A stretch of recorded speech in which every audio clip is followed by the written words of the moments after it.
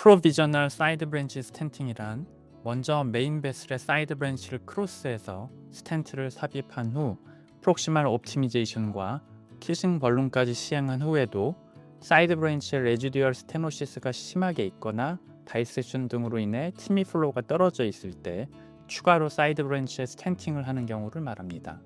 이러한 경우 T 스탠팅이나 인터널 크러쉬, 큘롯 혹은 탭 테크닉을 사용할 수 있습니다. 탭 테크닉은 T and Small Protrusion 스탠팅의 약자이며 사진에서 보시는 것처럼 사이드 브랜치의 오스티움을 확실히 커버하기 위해 스탠트가 메인 베슬 스탠트 내부로 살짝 튀어나오게 시행하는 테크닉입니다. 비교적 라지 바이피케이션 앵글에 적합하며 메인 베슬에 비해 사이드 브랜치의 혈관 직경이 작을 때 시행해 볼 수 있습니다. 다른 투 스탠트 테크닉에 비해 한 번의 사이드 브랜치 리와이어링이 필요하여 비교적 쉽고 빠르게 시행할 수 있다는 장점이 있습니다. 케이스를 보시면서 프로비저널 탭 테크닉에 대해 스텝 바이 스텝으로 설명드리겠습니다. 이 케이스의 경우 레프트 메인 바이피케이션에 메디나 011 리전이 조형술상 확인이 되고 있습니다. 프록시말 LA도 타이트한 리전이 관찰됩니다. 바이포케이션 리전에 와이어링 할 때는 가능하면 좀 더 삽입하기 어렵거나 더 타이트한 스테노시스가 있는 브랜치를 먼저 하는 것이 좋습니다. 아무래도 어렵거나 타이트한 리전에 와이어링 할 때는 와이어 로테이션을 많이 하게 되는데 이런 경우 이미 기존의 브랜치로 와이어가 들어가 있으면 와이어가 서로 꼬이는 경우가 잘 발생하고 이런 경우 추후 벌룬이나 스컨트 딜리버리에 지장을 주어 프로시저 진행을 어렵게 만들 수가 있습니다. 와이어끼리 꼬이는 것을 방지하기 위해 화면에서 보시는 것처럼 첫 번째 와이어를 타월 클립으로 분리해서 와이어들끼리 서로 엉키는 것을 미연에 방지할 필요가 있습니다. 또 이렇게 해놓으면 메인 베슬과 사이드 브랜치의 와이어를 월치들 중에 확실히 구분할 수가 있습니다. 두 번째 와이어를 삽입할 때에는 와이어 꼬임을 방지하기 위해 가능하면 와이어 로테이션을 최소화해 삽입하는 것이 좋습니다.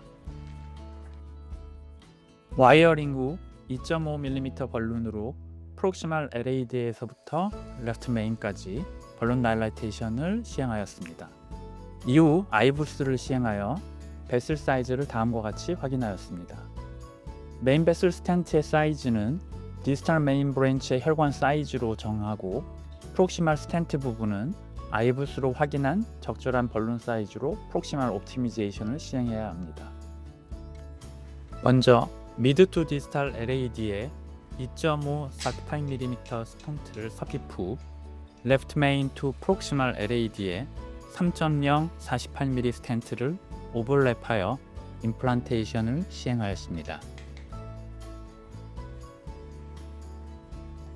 다음으로 아이부스에서 확인된 베슬 사이즈인 5.0mm non compliant 벌룬으로 프록시말 옵티미제이션을 시행하였습니다. 프록시말 옵티미제이션을 시행할 때는 디스탈 벌룬 마커가 카리나에 위치하도록 시행하여야 합니다. 프록시말 옵티미제이션을 시행할 때 스탠 부스터 같은 스탠트 인핸스먼트 툴을 사용하면 도움이 됩니다. 이때 벌룬이 너무 프록시말 쪽이면 카리나 주위로 언더 익스펜전이 발생할 수 있고 반대로 너무 디스탈인 경우에는 카리나 쉬프트가 발생할 수 있습니다. 이후에 사이드 브랜치 리와이어링이 필요한데요. 사이드 브랜치의 제일이 심한 경우에는 새로운 와이어로 사이드 브랜치 리와이어링을 시행하는 것이 좋고 이번 케이스처럼 심하게 제일되지 않은 경우에는 메인 베슬의 와이어를 빼서 사이드 브랜치로 와이어링합니다. 이때 와이어를 완전히 빼지 않고 하면 확실히 언더마이닝 되지 않음을 확신할 수 있습니다. 성공적으로 사이드 브랜치 와이어링이 된다면 사이드 브랜치 와이어를 빼서 메인 베슬로 넘깁니다. 이후 2.5mm 벌룬을 이용하여 프록시말 서컴플렉스와 서컴플렉스 오스티움을 차례로 확장시켰습니다. 사이드 브랜치 벌루닝을 시행한 후 서컴플렉스에는 2.5mm 벌룬, LAD에는 3.5mm 벌룬으로 키싱 벌루닝까지 시행하였습니다. 키싱 벌루닝 후에 찍은 조형술상 서컴플렉스 오스티움으로 레지듀얼 스테노시스가 상당히 관찰되어 탭 테크닉을 시행하기로 결정하였습니다. 탭 테크닉을 시도할 때 가장 중요한 부분이 이 부분입니다. 사이드 브랜치 스텐트가 메인 베슬로 너무 튀어나오지 않게 여러 각도에서 평가하여야 합니다. 그리고 사이드 브랜치 스텐트를 임플란테이션 하기 전에 메인 베슬 디스탈로 반드시 벌룬을 위치시켜 놓아야 합니다. 만약 사이드 브랜치 스텐트가 너무 많이 프로트루진되면 자칫 메인 베슬로 벌룬을 넘기는데 애를 먹게 될 수도 있고 벌룬을 넘기다가 스텐트 디스톨전을 발생시킬 수 있기에 꼭 명심해야 합니다.